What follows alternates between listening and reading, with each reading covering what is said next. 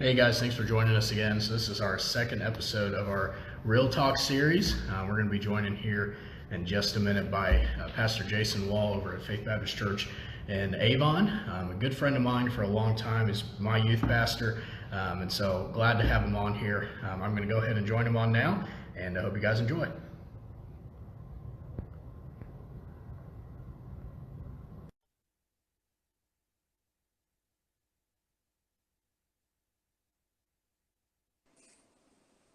Pastor Jason Wall, how are you? What's up, Zach? How are you doing, man? I am good. I am good. So you are in that beautiful house of yours that you guys just moved into, I can see. Yeah, we're at the farmhouse. I'm home. I'm self-quarantining, isolating myself at home with the Working, family. working We're hard, in our right? house in Liston. Yep. Liston is the only town in the country named Liston, and it's in the only Hendricks County in the country of Hendricks County. Is there a reason for that? I don't know. I know the town of Liston was named after someone's wife. I guess there was a fella had a wife whose name was Elizabeth, and so it was called Elizabethtown, but they shortened it to Liston. That's a good enough reason. You guys got a lot going on there. You got the barbecue, and that's about it. Yeah, we've got the barbecue. We've got the Liston Dairy Bar. Don't forget about That's the true. Liston Dairy Bar. That's true. Yeah, Yeah, listen, that's a staple of the list. It is. It's kind of the focal point. Our daughter she's employed there, so she works at the dairy bar, the Liston Dairy Bar. Really? Yeah. Uh-huh. Well, that's good. We'll need to. Are they still running now, even though everything is closed right now? Yeah, they are. They're actually on sunny days. They're slammed. They're busy. They don't have any indoor seating anyhow, and so they are really busy. People coming and just ordering and picking up at the counter. I'll tell you, me and some of the teenagers in our youth group, we went out today, went to Chick-fil-A and Starbucks, and those places are packed. I mean, we sat in line at Starbucks for probably 20 minutes, just waiting to get to the front because everybody's out of there. You wouldn't know we had I imagine when things open up that the restaurants are going to be really, really busy. So I'm really looking forward to that. And Sure. I'm looking forward to getting back to the Rusted Silo. That's the best barbecue place in central Indiana. If you're looking for a barbecue place, the Rusted Silo. It's a local mom and pop place there in Liston, just off of the exit at 74 and State Road 39, exit 58. So yeah, you actually showed that to me. I think you were the first person to bring me there. Or no, Scotty was. Pastor Scotty was the first one to bring me there. And yeah, I've never gone back. I've never gone to any other barbecue since we've been there. It's great. Hey, Zach, your beard is vibrantly red again. Yeah, I don't know what it is. I don't know if Instagram if it just favors beards or what. But I changed up my room. We're in our pool room where we have our pool table and all that. I thought it may help a little bit because last time we were in the auditorium and it was real orange in there. But no, it's just as orange. Yeah. It's like a Viking filter. It really very is. vibrant. It's really distracting even for myself. It is. Are you always like up here? Right. I'm just like, man, look at that beard. That's incredible. Right. Hey, Pastor Wall, if you could tell everybody a little bit about yourself, kind of what you do, where you live. Our topic for today that I sent over for you is looking at ministry in general, and I know you've had a fair amount of experience in ministry, and kind of we're going to talk today a little bit about kind of getting into ministry and all those things. So if you could kind of tell everybody a little bit about yourself, what you do, current position, things like that, and then we'll get into the ministry side a little bit. Sure. Well, I'm the associate pastor at Faith Baptist Church in Avon. Soon we're going to be in Danville. So we're in the middle of a building program and building a new facility that we're really excited about on 3860 East Main Street, Danville, Indiana. So we're really excited about that. I'm the associate pastor there. I've been on staff since 2009 and came on staff in the position of youth pastor. And I was the youth pastor for 6 years at Faith and loved my time as youth pastor at Faith. And then Had an opportunity about 4 years ago to move into the associate pastor position there at Faith. So a lot of what my responsibilities include are administrative responsibilities, the more like staff administration, oversight of staff. I also oversee all of the evangelistic ministries of the church, bus ministry, outreach ministries, those type of efforts, discipleship. I oversee the welcome team and the ushers and those things as well. So, a lot of different things. Yeah, I really love it. So Pastor Monty is our senior pastor, and I try to fill in those areas that are maybe my strengths that he is not as strong in. And of course, he's an incredible senior pastor, incredible preacher.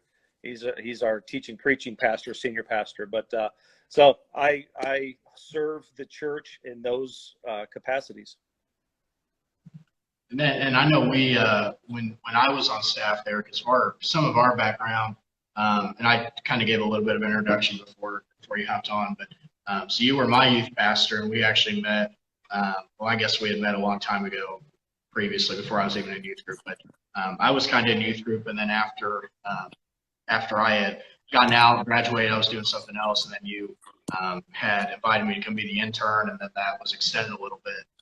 So I had a unique opportunity there, I guess, more so with us as being youth pastor, boss, friend. We kind of have a lot of different connections. But I remember one of the things you kind of telling me when we were working together is that something a lot of people don't understand is how pastors have their different focuses. I think a lot of times people see it as the senior pastor does everything, and then the assistant pastor just kind of backtracks what they do. The youth pastor kind of backtrack, like the senior pastor is the head of it. But I know, especially at Faith, that was kind of a whole different deal, and maybe this is different with other churches, but I know that Pastor Monty had a direct focus, and then you kind of had your direct focus as well. Scotty kind of had the same thing. Yeah. So, Pastor Monty is an incredible leader in the sense that he recognizes his strengths and he plays to his strengths, and he focuses his time on his strengths. And of course, if you've heard Pastor Mark Monty preach, then or teach, that he's an incredible student of the Word. He's an incredible expositor. He's an incredible preacher. He's a great communicator from the pulpit, and and what he says, he's the defender of doctrine at Faith Baptist Church, and so that's his role. And as he's said before, he doesn't need any more theologians on staff, though it's our role to obviously be biblically minded and to be doctrinally sound.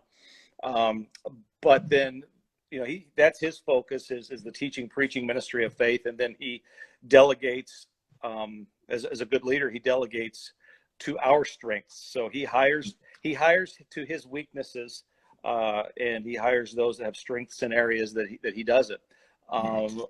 Pastor Monty will tell you that he is not administratively gifted. He is a kind of a visionary, a big vision type leader, and in those areas of youth ministry, and those areas of music, and those areas of administration and scheduling and follow up and delegating. He graphic design and so many different areas. He delegates those out, and so we serve in those roles. So the neat thing about it's a great place to grow. And you were our intern for a year and a half, our longest standing intern, and you probably saw how Pastor Monty is generally speaking hands off, in that he lets the staff.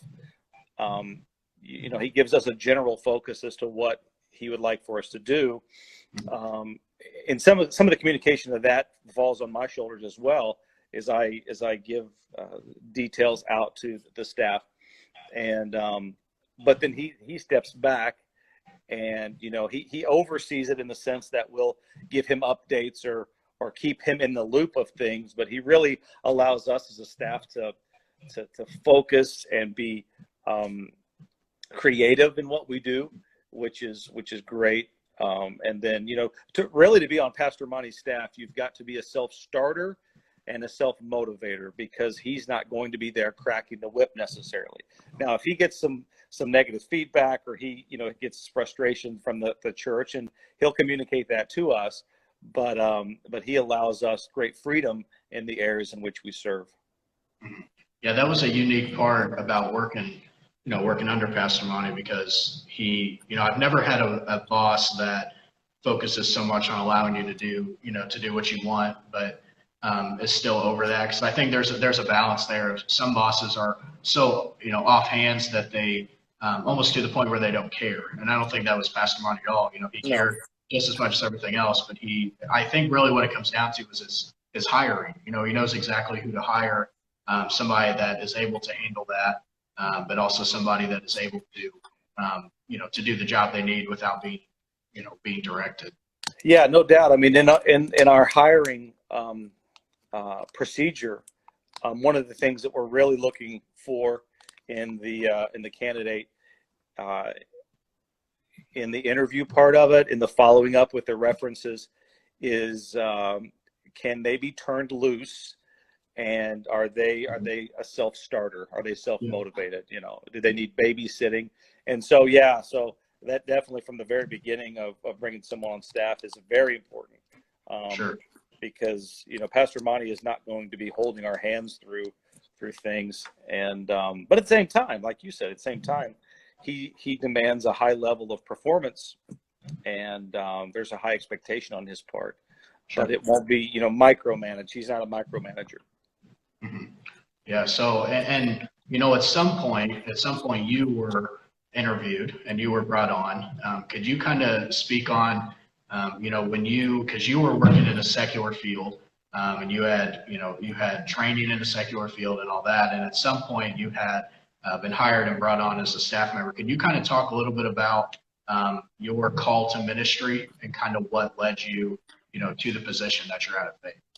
Sure. Yeah. So we came to Faith Baptist Church in 2005 as a lay family, and I had my training and experience in my career was in a completely unrelated field. I was in horticulture. For those of you that don't know, that's essentially like agriculture in the greenhouse setting. So it was. So what kind of plant is that behind you? What's that? What kind of plant is that behind you? You got any plant on the what? Any type of plant. No, the plant that's on the wall behind you. Oh, let me see here. Oh, that's what kind of plant? That is a fiddle leaf fig. You just made that up. Right? Fiddle leaf fig. And that is a plastic IKEA plant. And this official name. This is a spider plant right here. So anyways, I was just really curious to test your knowledge there. Yeah. I know enough to I guess to carry on conversation, but so I went to that's what I was my training in. So I was in the horticulture industry for 15 years, and in a career that God had blessed tremendously. God had led that way, and my wife is a chemist. She has a master's degree in chemistry from Purdue, and so we were following the path that the Lord had led. And we came to Faith Baptist Church in 2005 with we had moved to Avon, and so looking for a church to raise our family in. And we found I had done some research and had listened to different churches, pastors preach, and probably had downloaded and listened to over a dozen of Pastor Monty's sermons before we ever stepped foot to Faith Baptist Church. Mm-hmm. And so we showed up at Faith in October, I believe, of 2005, and we were very active in the church that we left. It was a smaller church, but very active, involved, and we showed up at Faith. And it's kind of funny that we showed up at Faith on a couple of Wednesday nights, and we were kind of flying under the radar. Mm-hmm. And I had done enough research to recognize that Faith didn't do the visitor card thing, the connection card thing on Wednesday nights. Yeah. So we knew that we could we do now. We don't let anybody fly under the radar now. We're a hard sell. But we came a couple of Wednesday nights, kind of under the radar, and we were, I guess we were probably around 30 years old, my wife and I. And so anyway, we had come for a couple of Wednesday nights, then we showed up on a Sunday night, and it was a Sunday night actually of a missions conference in 2005. And so we came to missions conference 2005 on a Sunday night. They handed out the visitor cards, and we were directed to drop them off in the offering plate. And I leaned over to my wife and I said, "Expect company on Saturday." And I've been in Baptist churches, so I knew that. And so Pastor Monty and Richard Russell visited us the next Saturday. And so we started at Faith. We started at Faith as a place to just raise our family and serve. And right off the bat, Pastor Monty and the current youth pastor at the time, Pastor Phillips, asked me if I would help in the youth group. My wife helped in Awana, and I helped in the youth group on Wednesday nights and went to youth activities and stuff right away. And the Lord began doing something in my heart. He began drawing me toward full-time ministry. And it was very uncomfortable, Zach, because we had recognized the Lord's leading in all that we had done. I had not ran from the Lord's calling in my teen years. I had not that I was a great teenager, but I had taken the steps as far as my career goes in what I believe the Lord would have me to do. And my wife did as well. And so, when you're called in ministry, when you're called to do something that's different than what you've already felt led to do, in some sense, you doubt, was I really led this other direction? And so I began to, kind of honestly rebel against that a little bit. And this was in 2006. And thinking, well, Lord, you don't call 30-year-olds to ministry in their 30s. I've got a home. We had purchased a home in Avon. We had, a wife and 2 kids, and Lord, this is quite honestly, this is irresponsible. But I recognize that in the scriptures, as Jesus called his disciples, they were called out of ministry. They were called as fishermen and doctors and tax collectors and such. So we recognized that was God's call, and it wouldn't go away. And so started taking classes at night at seminary classes at Indiana Baptist College, and did that for several years, and then still helping with the teens. And in 2009, Pastor Matt Phillips, who was the youth pastor, he left. He took a position as a senior pastor in Ohio. And so Pastor Monty asked me if I would just kind of fill in the gap until they found someone on an interim basis. And sure, preach, I'll do whatever. So just started running activities in September of 2009, running activities, doing Sunday school, doing Wednesday nights, leading teens and different things. And in December of 2009, Pastor Monty asked me to pray about coming on staff full time. And so without faith, it's impossible to please him.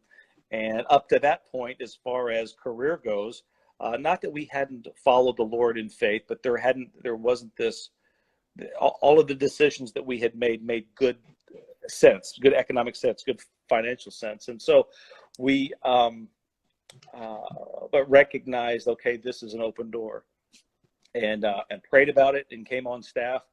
That was in December of 2010, came on staff full time in 2010. In my interview with Preacher, and he had gotten to know me because I was a deacon there at Faith. As a matter of fact, at one period of time, for a couple of months, I was the interim youth pastor and a deacon, which probably has some church constitutional conflictions or something probably. But I was on staff on an interim basis and a deacon there at the end of 2009. But, in the interview process, Preacher knew me.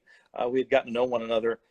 And so he knew somewhat of my strengths, and he knew that I was a good people person, and that I was had been working with the teens. And probably more than anything, I think he recognized that I was active and already serving in a capacity as a layperson. So, and I believe this. I believe that God calls those who are busy.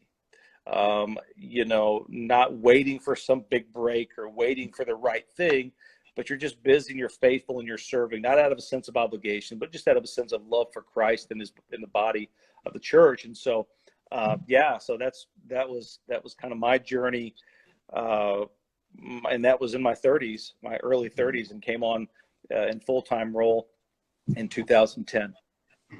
And I remember that time because I was in youth. I was just starting out in youth group when Pastor Phillips was there, and I remember when he left, and you were there. I always remember thinking that this is just kind of temporary. We're just kind of waiting for for the real youth pastor, the real guy to come in.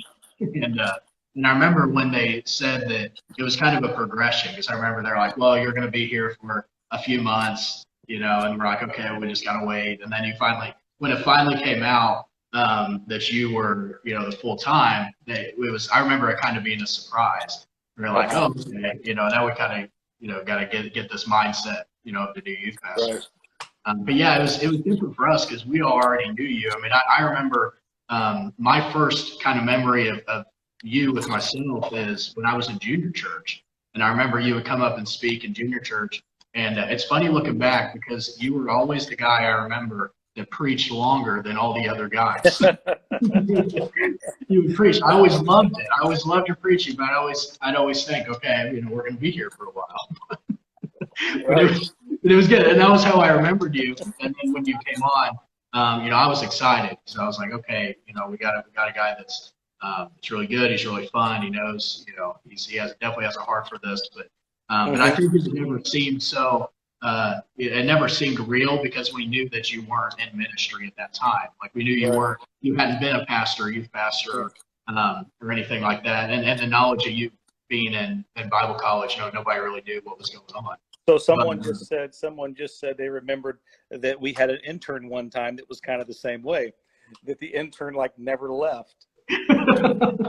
We had Zach as a summer intern, and then he finished the year, and then came and did another year, right? It was, and then I did a half a year and then the entire another year. Right. Next year, yeah. So he was the intern that we couldn't get rid of. I can't tell you how many times I had people come into the church and like, you still work here? Like, I think you were just a summer intern. Like, it's the middle of winter. Like, what are you doing? But, I think something I kind of relate to your story a lot because though, I was a lot younger being called into ministry than when you were, I think God's timing in ministry is something that's really important. And I've seen a lot of people that I believe, and I don't know for sure, but I believe maybe we're called into the ministry. We're either not called or we're called into the ministry not including with God's timing. People that maybe get called into ministry earlier than what they should have been or later than what they should have been. And that was always for me because I remember, when I interned at the church, I was not in ministry. I hadn't been to Bible college. I didn't. When you asked me to come, and I know you guys were, trying to trick me into doing it the whole time, and I completely understood that. But when I came and was the summer intern. Do what? No, you mean tricking you into ministry? Right, yeah. Because I come in as not in ministry, and I got so many comments that, well, we'll just give it some time. He'll get into ministry, But so when I started, I wasn't in ministry, and I genuinely felt that wasn't the time for me to be in ministry. And even though it all made sense, because it made perfect sense. And I was, I had served in the church. I served in much ministries. I was running the junior church program. Serving on staff at a church, it just made perfect sense. But I just didn't feel like the right time. And I was going to college for criminal justice. And I think it was really kind of special. I think it was just kind of like a switch. Like the moment that I realized it was time for me, and I'm sure that was kind of the same way for you. The moment that I decided, God was calling me to ministry, there wasn't a question. It wasn't like a progression for me. Yeah. It was just kind of instant, and then there wasn't really a question. And I have to guess that if I would have decided too early, if I would have decided as a teenager that God was calling me to ministry, even though he wasn't, I couldn't think of how my path would have changed. I mean, I definitely would have went to Bible college. I probably wouldn't end up being the intern at Faith. Maybe I would have went a different direction. So I just think God's timing. I think it's the same thing for you. If you would have chosen as a teenager, to be called into ministry, even though you weren't, it would have changed your whole path. Well, I think you're exactly right. As a matter of fact, I remember the morning that you told me that you felt like that you were going to pursue ministry. I remember that day. You had already been the intern. Yeah. And it's a great realization to have a direction, regardless if it's in ministry or not. I think that and I hope this doesn't come off carnal, but I think that sometimes we over mystify the calling of God. Sure. We look for some magical feeling, and we almost throw a fleece down, and we're waiting for these signs and this, and sometimes God's will is just presented in a desire that doesn't go away. After pursuing, God's wisdom, we find wisdom. In the New Testament, we don't see this infatuation with finding these mystical wills, this will of God, this big V will of big W, I should say, will of God. Yeah. We don't see that. We see action, and so I believe that God's will is found in a desire that we have to do something, and giftings that we possess to do those things. Sure. If a person doesn't have a gifting that can be utilized in ministry, well, then we joke about pushing people toward ministry, but I think one of the hallmarks of my tenure as youth pastor was I never tried to push someone toward ministry that I felt like that God wasn't directing them. I wanted that to be a God-called thing. Quite honestly, there are a lot of people that are in ministry that God never called, and maybe they're not gifted toward that. But sure. And I think sometimes we throw out a fleece, or we want a vision, or we want this big thing. But sometimes God's will is just it's confirmed in our hearts, and then we need to make a move. We need to make a move on it. Yeah. But we put God's will in a box, don't we? We put His will. We want God to just speak to us. I grew up in church, and I grew up going to teen camp and to rallies and revivals and that. And I knew that there were kids, that were called or felt called to ministry in school, and I never was. Mm-hmm. I never was. And the same with you. I think that you and I probably, I'm sure I can speak for you, after knowing you, you were open to that idea. Yeah. Mm-hmm. And certainly I was open to that idea, sometimes more than others, but open to that idea, but over, I look at now, Zach, as my role as youth pastor, and my role now as an associate pastor, and the things that God has me doing now and has had me doing over this time. Man, I just recognize over and over and over why He had me work secularly for all of those years and train for something that I'm not in right now, because a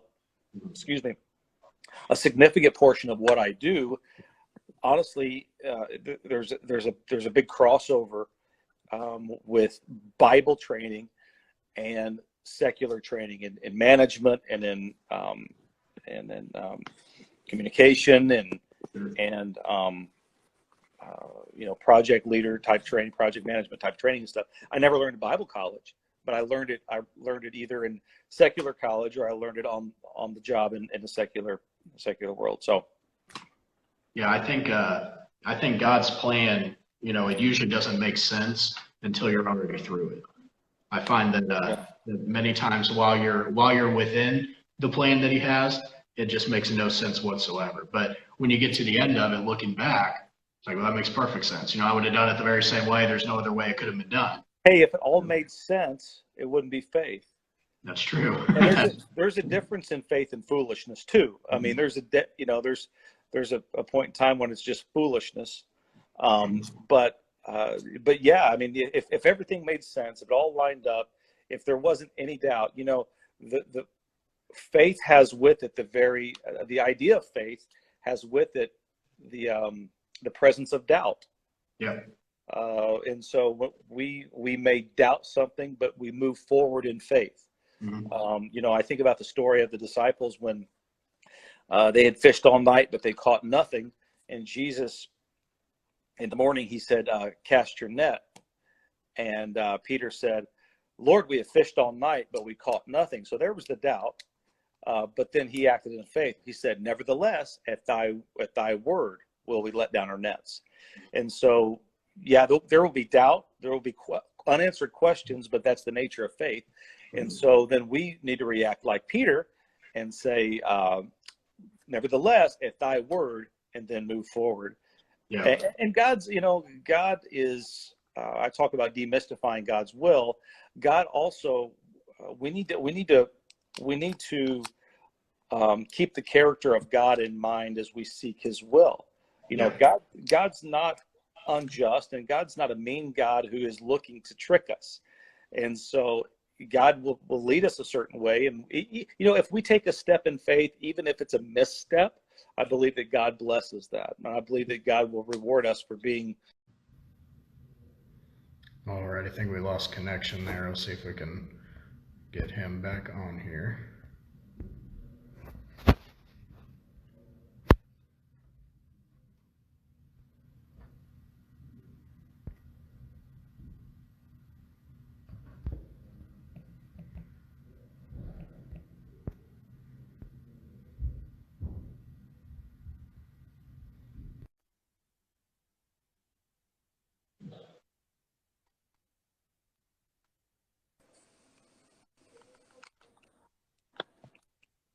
Are we there? Yeah, you good? Yeah. You look like you were like, am I on the churches now? Yeah, you're on the churches now. What happened? I don't know. How do I go back to mine? Here, go on, log out and go onto your page, and I'll invite you.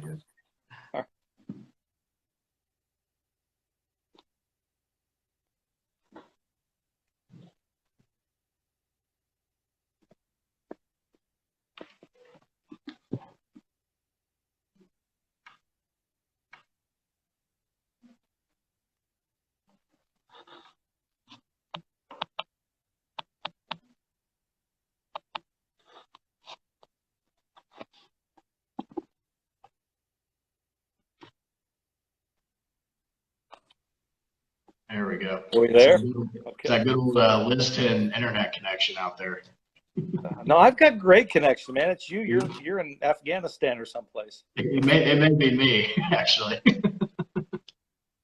But no, we were talking about God's will. Yeah, we put God's will in a box, and when we do that, we're in trouble because we have in our minds. Certainly, we haven't limited the Almighty God, but in our minds, where we've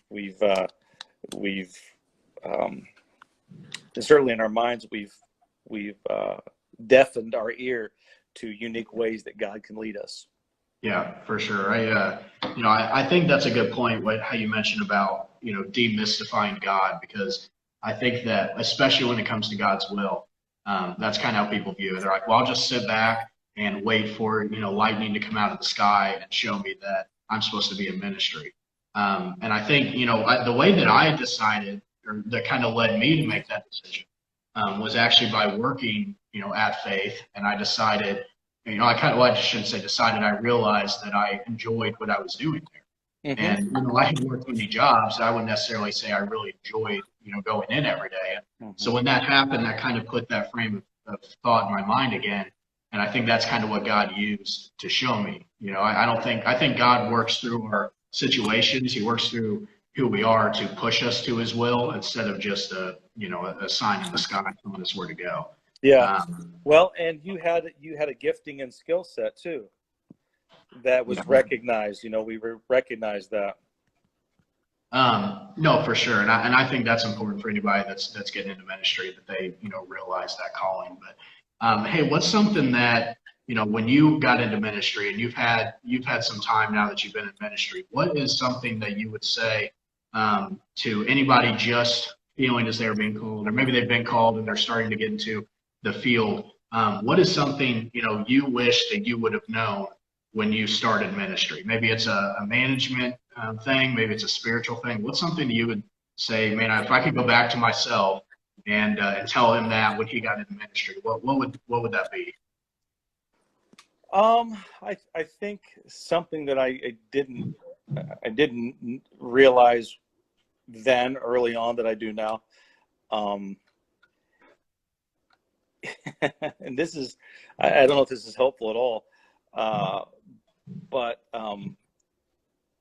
there is a significant amount of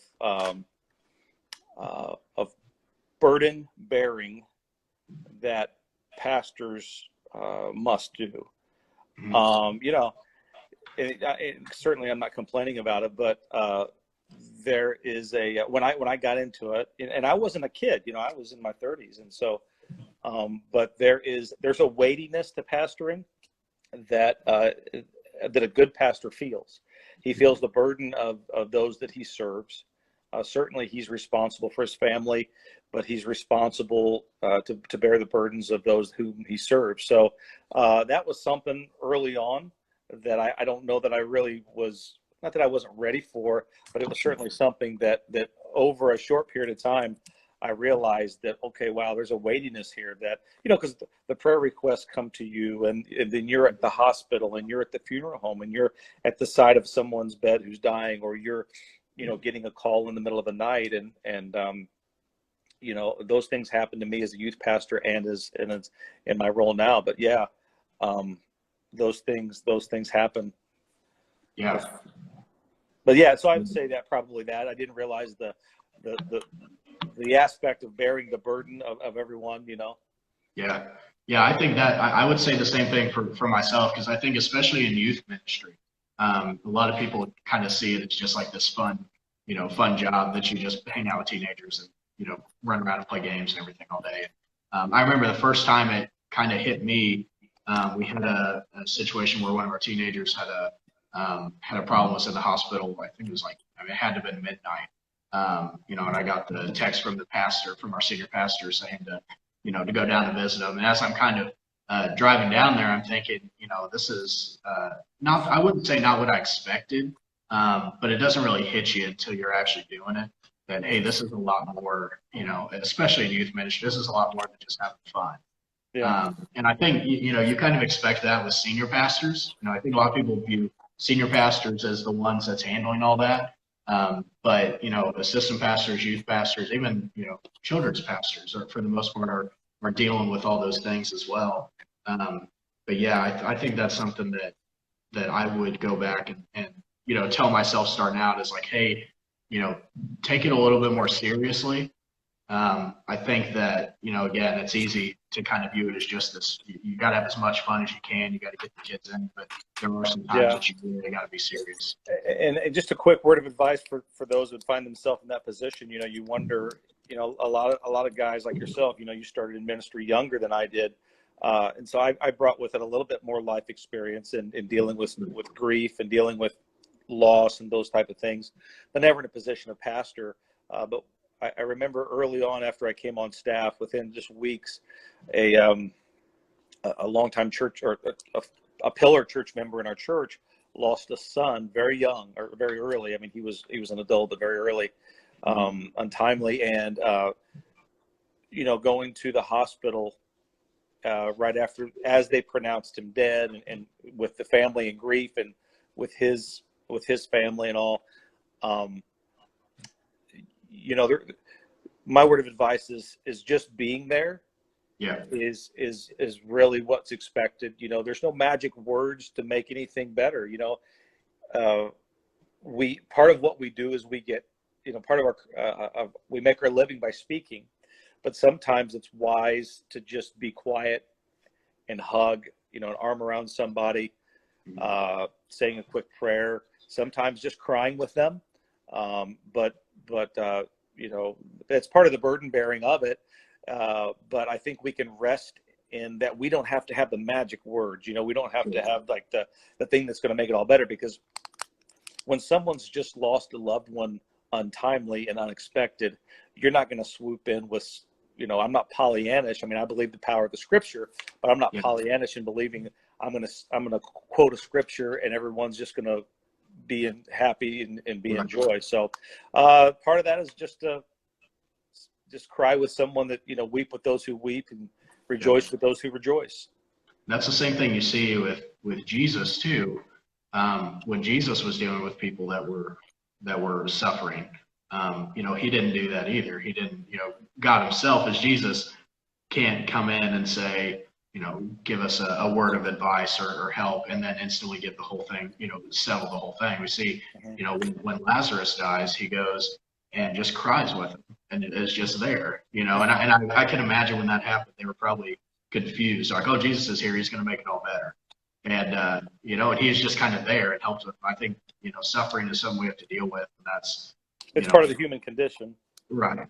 And that's something for me. And I think a lot of young pastors deal with this, that when they first get into ministry, that's probably the biggest thing they struggle with. I know it was the same way with me when I first got into it. The fun stuff, that all kind of came naturally.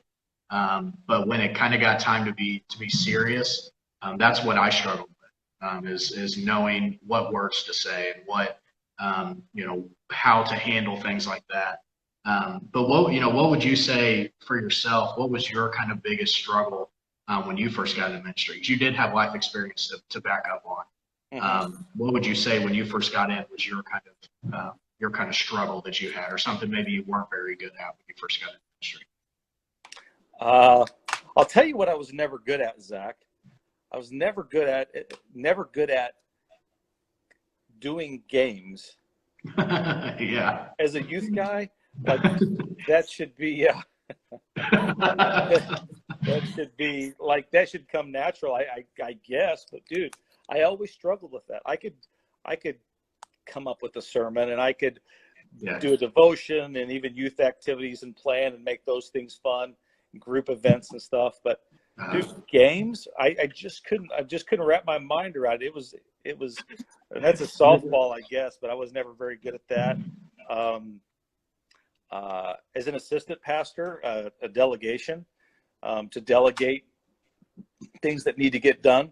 And that doesn't mean that I'm so good at those things that I don't need delegation, but I could, when someone delegates wisely and then follows up and gives good direction to people, they can multiply their efforts tenfold.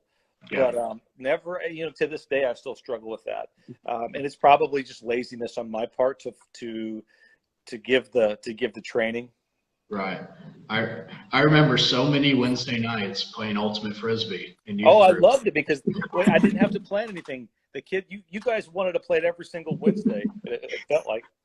I'll tell you, I'm glad that you were bad at games because, I've been to like camps and things like that where people really, really try to go overboard, and to the point where it's so complicated that like you don't even want to play. And so we knew with you when we came to youth group, it was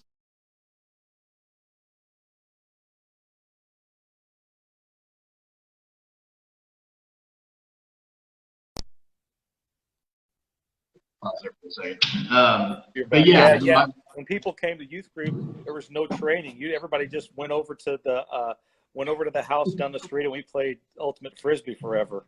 Right. I think that's an important thing. I think that, and I don't, I only have a year and a half of experience in full-time ministry, but something I've seen just through my experience looking at other pastors, I think people, especially youth pastors, they try too hard. They really try like as hard as they can to do the best game and to put together the best sermon. And I'll tell you, some of my most favorite beneficial times is like things that we did today. When I picked up a few of the teenagers, we just went and got lunch and got Starbucks, and that's some of the best times. And I remember, I think about this a lot, kind of running my ministry with kind of my experience. I remember, the things that I remember with us are like times that you would pick me up and we go like help somebody move, or you would just pick me. I remember with Pastor Phillips. I remember he had a lot of events that we would do. But to this day, the event that I remember the most was one day when he picked us up and picked us all up from our house and we went sledding at some park. I mean, there wasn't any organization. It was just kind of on a whim. And I think it's more genuine. I think teenagers can feel that. Well, some of the funnest times are those times when we're just all together goofing off. I was thinking about this here recently, that between say you and Riley Tuttle, you guys were always like shotgun. Guys were shotgun with me like every single youth activity for 6 years. I was always in that red van I'm driving, and I can still picture Zach's next to me or Riley's next to me.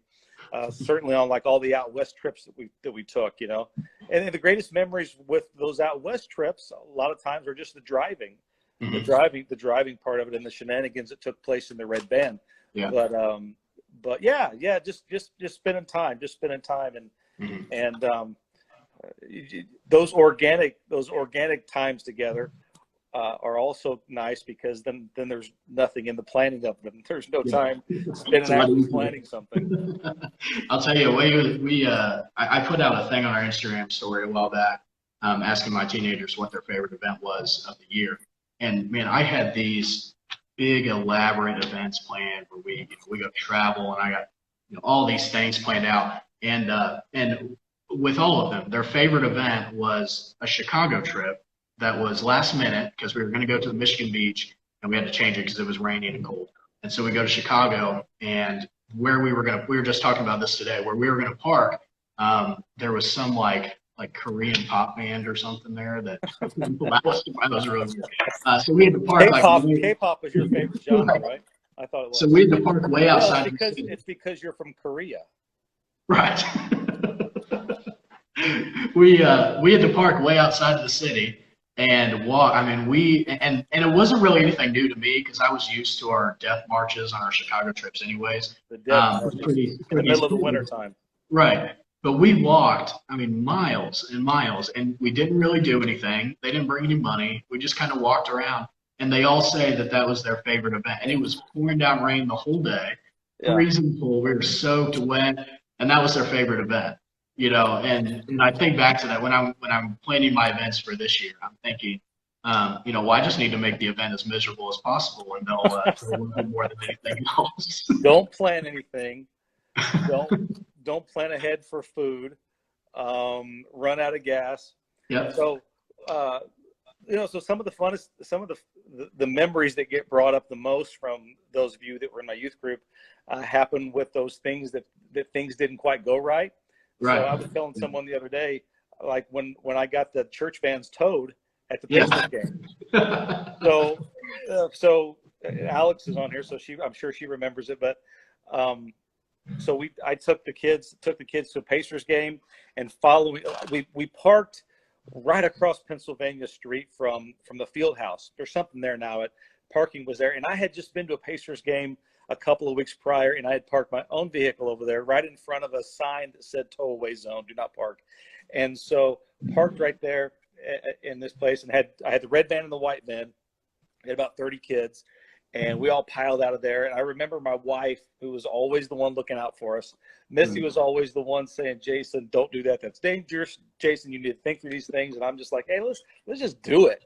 So I'm parked there. We go in, Pacers game. And then afterwards, we stayed late because I took part in that preachers and sneakers thing. Right. Yeah. And so it was probably 11 o'clock or midnight or something. And we're walking out of Bankers Life Fieldhouse, and I remember I gave Robbie the keys, and he was going to run ahead, like Robbie. And so Robbie's running over there, and he comes back. He said, Pastor, all the vans are gone. Like, no, they're not. And so anyway, both of the vans were towed. They had towed both of the vans, and it was about midnight, probably on a Saturday night. Church the next day. Right. And so it was cold. They let you guys come back in there in this Bankers Life and just sit all over the concourse. And Missy and I took a cab down to I guess Delaware and South, or no, it was at Wheeler's. Picked it up. So that was the funnest memories happen on those those activities that didn't go to plan. I guess. I remember the hope in Robbie's eyes just die as he's running to jump in the van. Right, to be the first in the van. Right. Zach, your beard is so red. Do you like it? It's amazingly red. It's dye. Maybe you have high iron content in your water. I just dye it every morning.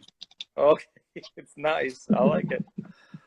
Another event I was thinking of, you're mentioning that. It's funny because out of my however many years I was in youth group, there's so many things I don't even remember, but there are, some events that stick out. I remember on one of our out west trips the year that we were in Colorado, and we had to hike up that mountain, and we were supposed to be able to drive up the mountain. And I remember having to stop the van and turn around and park and all that. And it was just awful. I mean, it was the worst hike I'd ever been in my life. And I'm already out of shape, so it was already bad for me. But I remember getting like a quarter of the way up, and the rest of the guys, they were sprinting to the very top. But I remember, sitting there at the end, coming all the way back down and finding.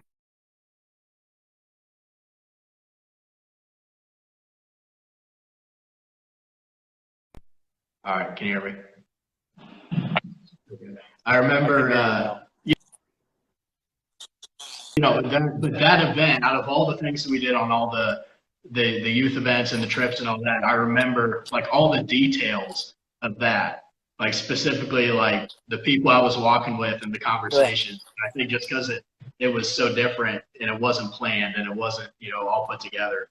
I think that's important with youth ministry to be genuine. You don't have. Well, I think in any ministry. So we're in the people business. I mean, obviously we're serving the Lord, but all we do is, the focus needs not to be our own agenda, but the focus as we're serving people is on the people. And so there has to be a certain amount of flexibility and being able to kind of move, go with the punches, and quite honestly realize when like a certain activity or a plan or a game time isn't going well, and just scrapping it. And be like, nah, this is what I planned stinks, so let's do something else. Right. Being okay with your mess ups and just rolling with it. Right. Well, laughing at yourself. I mean, I have so many just bonehead moments, that I'm the biggest goofball, so I laugh at myself all the time. Well, hey, let me shift gears.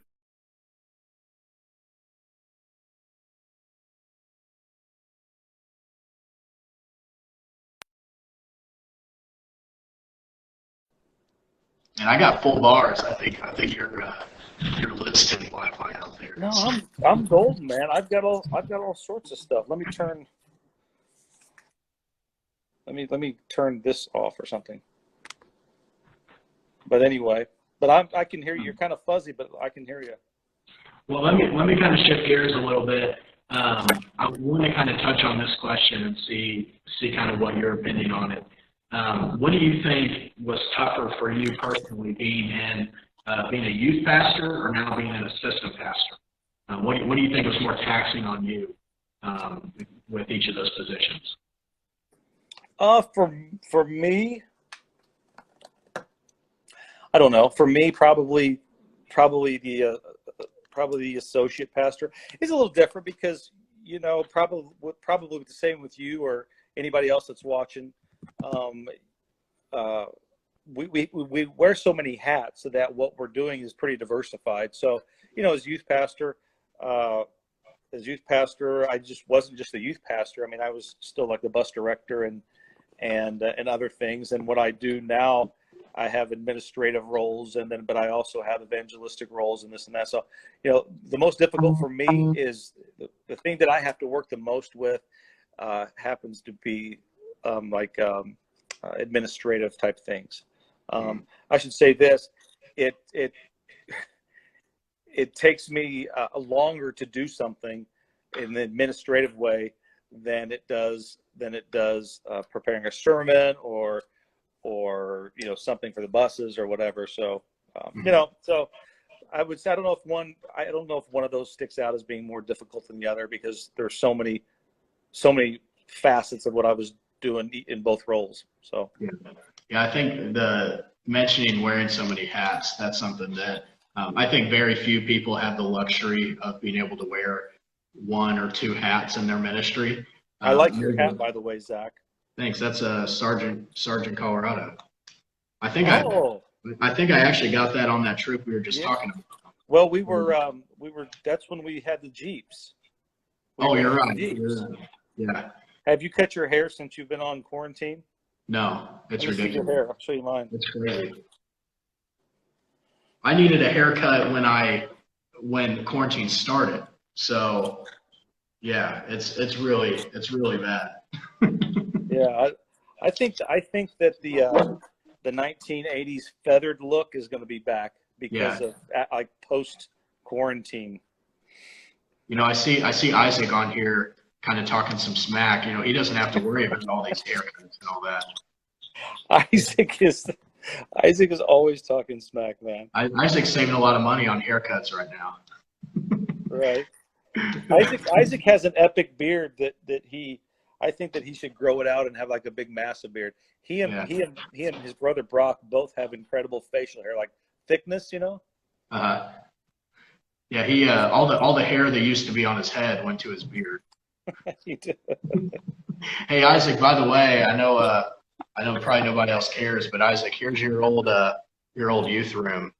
This is actually because Isaac Evans used to be the youth director here at Grace, and he actually built this. Isaac, I hope you don't care, but I put you a big pool table right in the middle of your room here.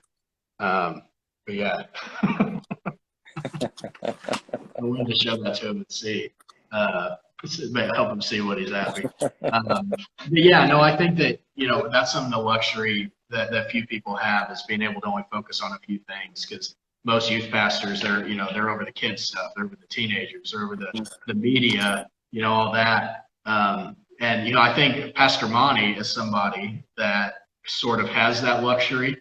That when I would say I had a skewed point of view, but I remember being in faith, you guys were a little bit more focused in what you did. So I remember thinking, when I get on ministry, I'll be the manager guy, or I'll be the media guy, or I'll be the the preaching guy. And it turned out that I was all those things. I had to pick all those. Well, and the majority of churches are, aren't big churches, and so even a church, a tweener church that like Faith, we all wear different hats, and I always cherish that. So, as a youth pastor, if anybody's getting into youth ministry, I'm sure I gave this advice to you, it's so important, particularly those that are involved with youth ministry, for you to make sure that you connect well with adults and that you don't lose touch with adults, and not just parents of kids,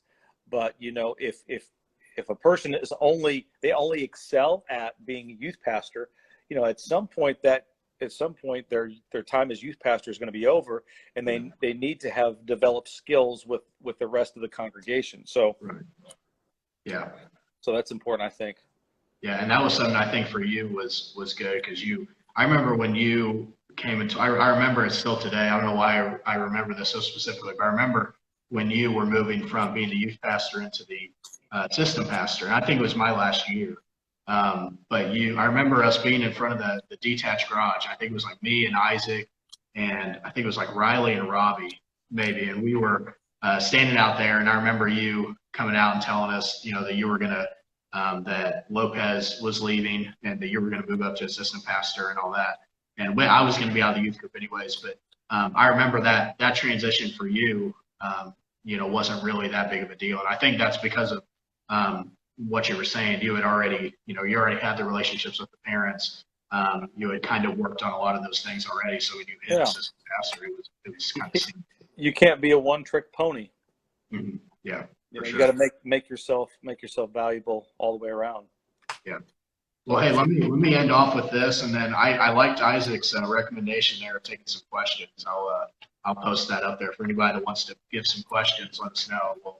We'll hit it. But I sent this question over to you. If you could tell, with you being a youth pastor, you being a assistant pastor, if you could tell one thing to every teenager on earth, what would that be? Whether spiritual, if you could preach a message to every teenager on earth and they listened, what would that message be?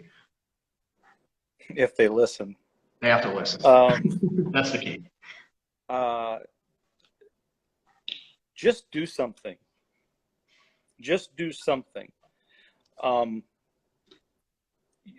I feel like that at maybe particularly with church kids, that we focus so much on searching for this elusive will of God, that we do over mystify it and over spiritualize it in a sense, and we use this waiting on God's will or searching for God's will and not having peace about God's will as an excuse for laziness or fear. Mm-hmm. And really we're just fearful of moving forward, or we're lazy. But I think that perceiving the will of God is that comes not in a moment. I believe that comes in an elongated period of time where someone garners wisdom from the scriptures and wisdom to discern the will of God. The scripture is spiritually discerned. And so the growth in one's spiritual life and their scriptures and their scriptures and their prayer life, asking for the wisdom of God, and then finding those in their life that would speak into their life in ways to mentor them or to give advice. I think that's good too. But just do something. Just go. Find the will of God, what you perceive to be the will of God, and start taking steps in that direction. And maybe it will be that God changes the direction that you thought initially, which doesn't mean that the steps that you were taking were wrong. I feel like this. I feel that God has, if God is powerful enough to open doors for us when we think about what his future plans are for us, he's also powerful enough to close the doors that we think are open. Mm-hmm. And so what does that mean practically? When someone is looking for a job and someone wants to put in an application or a resume, my advice is to fill out that application and put in that resume, and then beat down the door and find out, follow up with their resume, follow up with that job opportunity. Well, someone may say, well, Pastor Wall, that may not be God's will. God is completely capable of keeping that door closed. And God's not playing games with our lives. God isn't hiding his will, this will, in a rat maze that we have to, and he watches us flounder in life trying to determine his will. That's not how God works. So that, I've been very blessed. I've been very blessed to have some people in my life that spoke in my life that helped me, that helped influence me, and that were mentors in my life, and they helped me really with common sense in finding God's will. So I never felt like that it was this big giant mystery. I mean, I felt like that God, and maybe it's because of my density, that God made it clear to me as to what his will would be. Not that I didn't have some trepidation and reservations about doing certain things, but certainly I had people in my life that helped me as I discerned from the scripture, and I had people, that I was able to bounce ideas off of. Yeah. I think that, Isaac mentioned it in the comments, that book, Just Do Something, Kevin DeYoung. I remember when I first started as an intern at Faith, Preacher gave that to me. He told me to read it. And I think he gave you my copy, because I've never been able to get my copy back from him. And I think he gave my copy away. So you haven't been doing anything since I've taken that, right? No, I've not done a thing. I've been waiting on God's will. I remember reading through that, and it's kind of an opposite message, I think, because there's, especially with youth pastors, there's a lot of teaching on what not to do rather than what to do, and you have a lot of kids that are just really worried about doing the wrong thing instead of doing the right thing, and I think that it's just as wrong to not do the right thing as it is, to do nothing. Mm-hmm. Kids that, God's calling you to go work some secular job, but you don't do it because you think, maybe God has something else planned for me, or, I don't want to mess it up. I don't want to do the wrong thing. And that's just as much of a sin to not do what God's calling you to do. Yeah. Because God calls us to do secular things, and a lot of times we don't take those things as seriously. I was talking about this in our last Real Talk episode with Josh John, a pastor in New Jersey. We were talking about social media and how social media is something that God may call somebody to a ministry in social media, but it's not seen as serious because it's not thought of as directly correlated with ministry. And I think God may call somebody to do something that's not secular, and that turns into something that is secular, and that turns into something that's not secular. Sure. Use that to become something that is for His glory. And you're definitely right. It's just taking the action in the first place, because God's not going to come and wake you up in the morning and push you out the door and show you what to do. I mean, you have to take the route, and He will direct it while you're walking. Right. That wouldn't be faith. Right. It would be just following a directive, and God's will includes faith. So yeah, you're absolutely right. For sure. Well, hey, I'm going to give a few minutes here if anybody has any questions, and we'll kind of wrap it up. I can't get any questions because Isaac is completely filling up all our messages here. But I'm going to give a few minutes. You had some questions here that you wrote down for me that I had answers for. We'll go for it. Asked. Yeah, I'm a little bit over on our time, but if you got some things that you've prepared, I know, I think one thing that I was going to ask you about, which this was one that I kind of wanted to hit, the 3 people that have been most influential in your life. And maybe that's just secular or non-secular, but what are some 3 people that you would call, your most influential? So that's an easy one. Number 1, my dad. Mm-hmm. My dad is the most influential person in my life. I've watched my dad over the years, in every aspect. My dad is a layperson, never been in ministry, deacon for a while, but just the faithfulness of my dad, the integrity that he possesses. I've seen it my entire life, the way that he deals, his faithfulness in family, his faithfulness as a father, his faithfulness to his church, the love that he has for the Lord, and then his integrity. He's just a man of integrity. I've seen it in every aspect. In his dealings with anyone, my dad is always ethical and above board. So my dad, number 1. Secondly, a guy by the name Paul Schlegel, who was my boss in the greenhouse work. He owned Schlegel Greenhouse on the south side of Indianapolis, and I worked for Paul as one of his greenhouse managers before I came to faith. And the thing with Paul, I saw he mentored me in a way as I watched how he would personally invest in people. It was unbelievable how he would just invest. He would invest in me, invest in my family. When we were there, Ethan was born. Paul came to the hospital when Ethan was born. When Grant was born, after I had left and came to faith, Paul came to the hospital. When I was also there, Emma was in the hospital. She had an issue where she had to have emergency surgery, and he was at the hospital then. And just over and over, just Paul invested. And so I saw the importance from Paul, just investing in people, just a personal investment in people, and investing in them emotionally and physically, and investing in them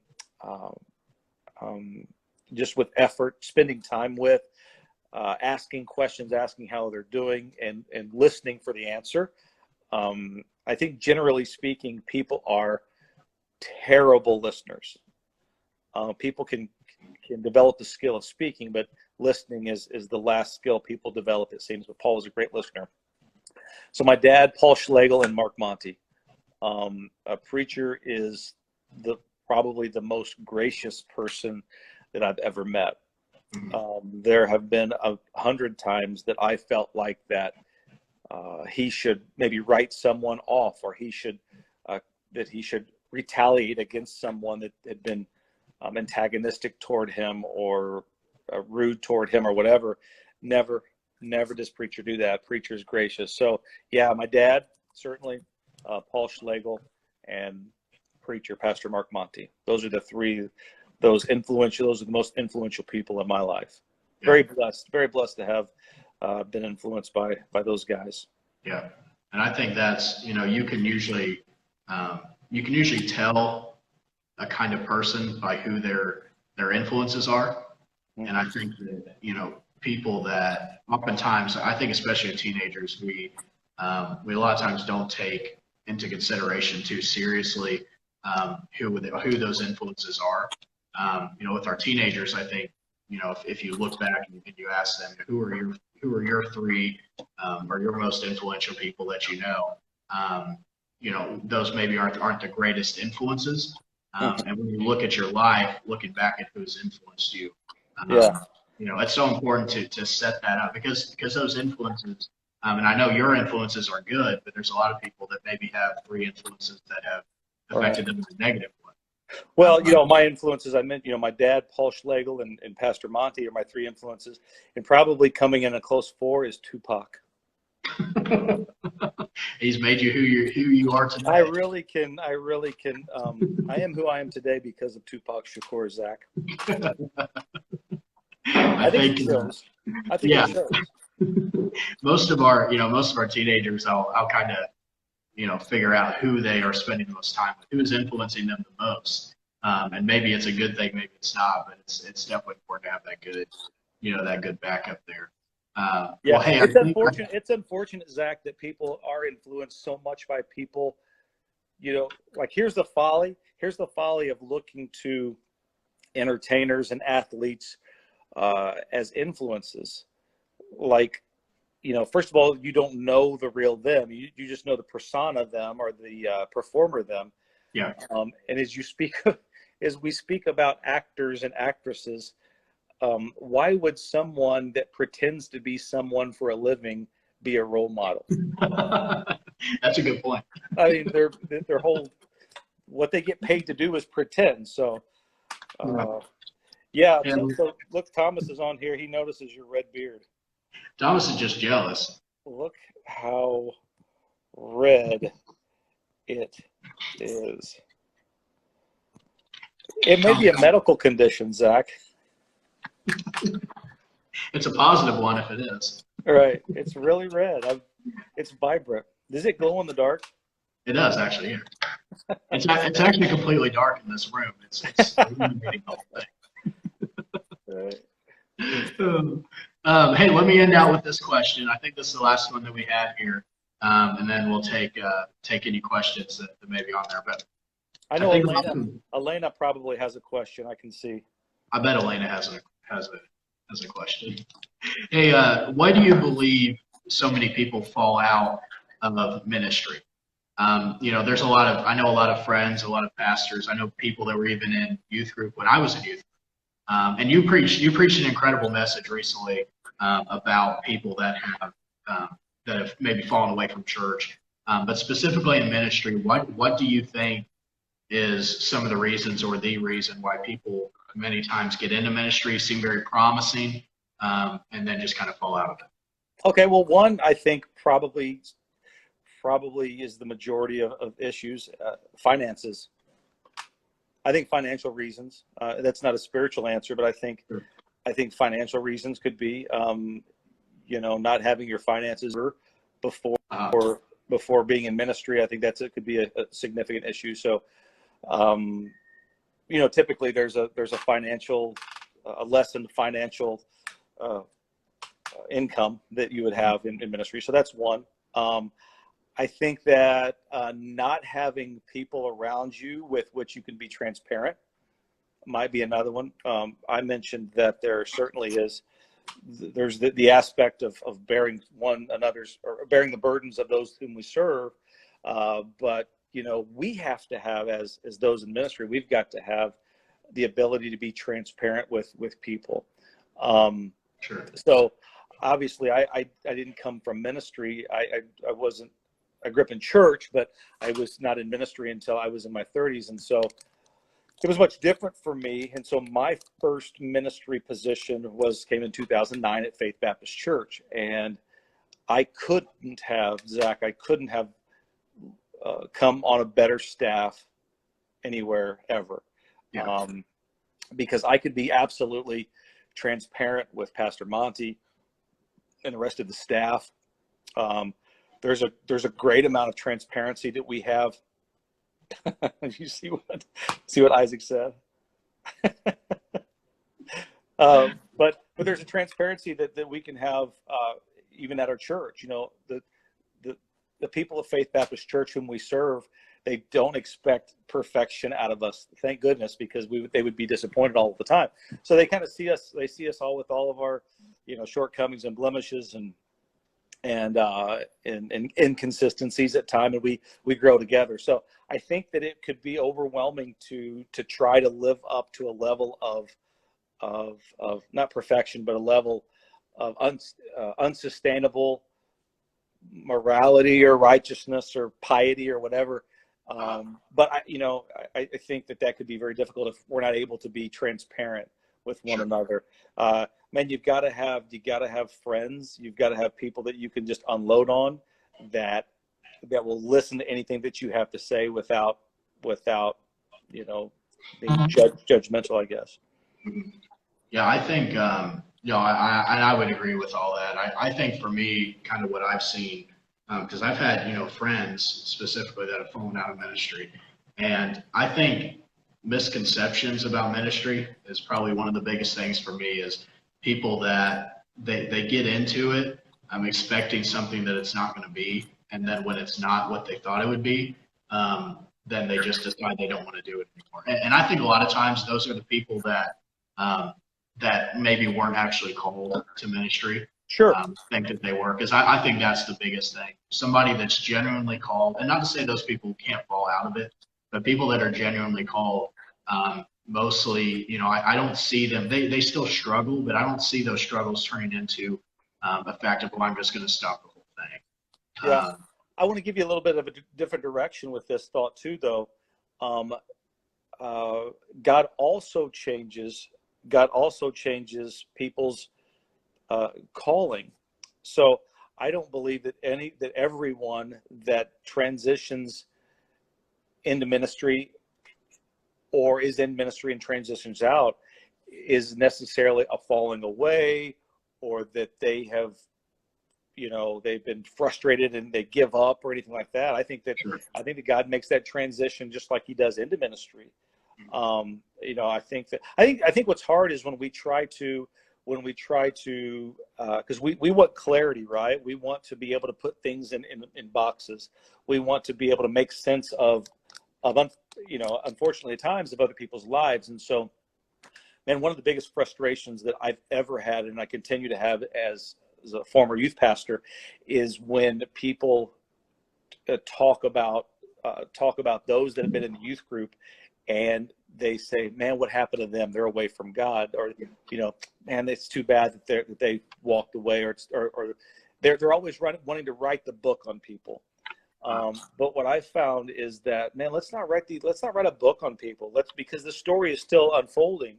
So someone, certainly maybe they're in the youth group and they're faithful, and a lot of times because they have to, because of their parents' rules, but then they get out of church, and then maybe they are less faithful to the Lord, or maybe they go astray, or maybe they get involved with something that's sinful or not good. But man, let's be careful not to classify and write that book on people, because man, their life is not over. I mean, they've got years and years to live, and you never know the end of the story about what we want to do, and a lot of it's self-righteousness, that we want to say, I turned out good, or my kids turned out good, and this person's kids didn't. Well, that's dangerous to be in. So, and that happens in ministry sometimes. So someone transitions out of ministry. Maybe that was completely of God. Maybe God had them in ministry for a particular reason, and then they transition out of ministry for something. Sure. Yeah, I think and this isn't a completely accurate example, but I think the story of Moses, speaking more to your fact of God's timing, I guess, with ministry. You look at somebody like Moses, who starts out, when we're reading his story, he starts out as somebody that looks like he may be used by God, and doesn't. And then when he gets into sin, and well, sin specifically, but gets into the problems that he is out of it, and out of what we call ministry, out of serving God for years. And then it's not till much later in his life that God comes and says, okay, now I'm ready to use you. And I think that that's a huge part, because God does have different time periods for how he's going to use us and plan. And too often we think that because our thoughts for how ministry should work in our lives doesn't compare with God's, that it's maybe not the best option. But again, like we talked about at the beginning, when you look back at it and at our life and how God planned it, it makes perfect sense. And with myself and with you, that's the same kind of story. Is God wasn't ready for us at a specific time, and it wasn't really anybody's fault. It wasn't like we were called to it and we didn't obey. We just wasn't ready for us, and at the time he was ready for us, he called us, and that was the best time for us to be called. And I think that's a huge thing for those getting into ministry, especially those that maybe pushed, I guess, into doing ministry, or feel that they should because it's the right thing to do. Is just to wait, just wait for God to call you, not to stop acting, not to stop serving, but I think a big part of what we do in ministry is not any different than what every Christian should do. The difference is we get paid to do it, right? But so maybe it's because we're not good at anything else. We part of what we do as a Christian is that we are just there for people. Talked about it earlier about in ministry. I was at this very difficult scenario where someone young died, and I was in the hospital, and I didn't know what to say, didn't know what to do, thought that I needed some magic words or something like that. But what it was just being there. So I had there again, God put people in my life when I was away from the Lord that were just there. They were just there. And not family members. They were people that God had crossed my paths with as a young person that, when I was actively rebelling against God, they didn't judge me, for lack of a better term. They didn't passively, aggressively, disagree with my lifestyle, but they were just there. Yeah. They were just there. I knew that I always had complete acceptance with them. And in my mind, that didn't translate into thinking that they accepted what I was doing or the rebellion that I had in my heart, but they were just there. They were just always there. If I needed someone to encourage me, they were there. They were always happy to see me. They were just full of grace, and so we need to do that as both those of us that are in ministry and those that are without ministry understand that sometimes people just need you to be there. Yeah, just be there. They probably don't even need your advice, or they're not ready to listen to your advice. Wait for them to ask, and so they just might need you there just to unload on. So that's a lesson that I've learned over and over again. Yeah, I remember you telling me about, and I remember the specifics, but I remember you telling me specifically about a man that was in your life that at that time where maybe you were, you weren't right with God the way you should be. He was always there for you. And I remember you said something kind of. Elton John was his name. Elton John. No, I'm just kidding. I remember something that kind of stuck out to me. You said that whenever he was with you, he didn't even mention the stuff that you were going through. Like he didn't, when he would come up, it wasn't, hey, Jason, you need to get your life together. You need to stop doing this. He was just, and that meant more to you than if he would have told you what to do. And I've recently seen him. I saw him at our kids were playing in a basketball league, and his grandkids are in the basketball league. He was a Sunday school teacher of mine, and his name is Ron Knapp. And every time I see Ron, I just, I get emotional when I see him because he meant so much to me. He was just, I told him, I introduced him to my kids. My kids hadn't met him, and I introduced him to my kids. And, Ron was just always there for me. Ron was never, he was just accepting. And that's what makes it easy. That removes some obstacles that people have in their mind about returning to the faith or returning to church or returning is when that there are people there that just love you. they just care for you, that they're not waiting at the door to roll their eyes or to wag their head, but they're there to hug you. They're there to say, hey, what's up? How you doing? Type thing. Mm-hmm. So yeah, exactly. Isaac knows Ron. Ron Knapp has been more to me than maybe even Tupac. That's a tough one to match there. He's the Tupac of Canby. He's the Tupac of conservative Baptist. He is for certain. I've been fortunate in both the churches I've spent most of my time in, of that being the case. When people return to church after a certain amount of time, they're just welcome. And it's almost, I find it funny. It's like the more backslidden they've been, the more welcome they are. Like the people that are gone, they may be gone for a few months or get into something and come back. They're welcomed, but it's the people that have been gone for so long that we're just so happy to see them come back. That longer time they've been away and been backslid, it's just such a bigger deal. And I love seeing that. That's one of my favorite things in ministry, I think. And I saw it more so at Faith. There are people that have been backslidden and have come back. I remember a few specific guys that I was in youth group, some older guys. I specifically remember the services, and I won't mention it, but I remember coming in and sitting, and one of them specifically sitting in the pew in front of me, and just incredible. And I was like, I never would have imagined some of the things that they were into.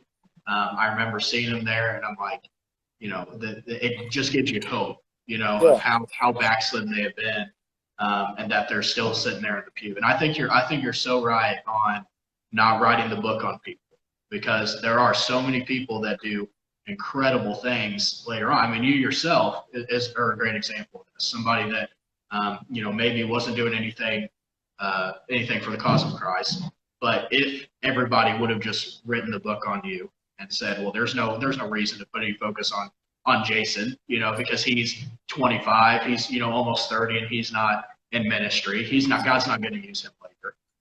And to see where you're at now, it's like, it's not over till it's over. And I think that's something you've kind of taught me, and I think is so important, especially in youth ministry. But, yeah, take the chance on people, take the risk on people. Always, sometimes people want to avoid that black sheep or whatever, because they don't know how to handle them. Yeah. You don't, sometimes we overthink it, you just befriend people, love them, and sometimes they get you into things, get you kind of in their business. But yeah, man, it's like I say, what we do in ministry is similar to what Chris, we're an example to the flock in ways that we should treat others, but in a lot of ways it's the same. Yeah. Ministry is, I think, full-time ministry is a specific calling, but ministry is a calling for everyone. Everyone's called to be in ministry. Absolutely. But well, hey, I'm going to go ahead and conclude here. I don't see, unless anybody has any questions that they post on there, if you can get through Isaac's rambling. We need questions. Does anyone have questions? Somebody give us a few questions. Isaac asked, can we harmonize batteries before we go? Oh, you don't even know what he's talking about, do you? No, not a clue. Okay. Isaac, my kids are not around. So we did this thing, man, this is years ago. We were at Camp Cobiac, and Isaac was the youth pastor at Temple Baptist Church in Monte, and he was up there. And anytime someone would say the word battery in conversation or whatever, Isaac would start. He would say battery, and then whoever was with him would harmonize with that battery, battery, battery. And so it's something my wife and kids do that. Thomas, I'm in my family room. I mean, that's you like the shiplap, Thomas? Thomas, believe it or not, I actually am in a coffee shop. This is the I believe it's pronounced Colvin. I've been here for a year and a half, and I still have no idea how to pronounce this cafe. Let's see if I can get it on the camera here. This cafe that Isaac. It's Coin here, right? What is it? Isn't it koine? I don't know. I haven't studied my Bible enough to know that it's in there. Coin. It's like the Greek koine. Yeah, see, I had it right. Oh, it's an I. It's not an L. Okay. Man, I've learned a lot. I've been here for a year and a half, and none of my teenagers know what it means. It's some like it reminds me of like in a movie when they have like ancient script on a wall or something that meant something in the day. And yeah, I don't know, but yeah, Thomas, we actually are in a cafe right now, believe it or not. So Isaac Zach didn't want to remove the ancient landmarks by taking the koine down. That's the tie back to the days of Isaac. That's right.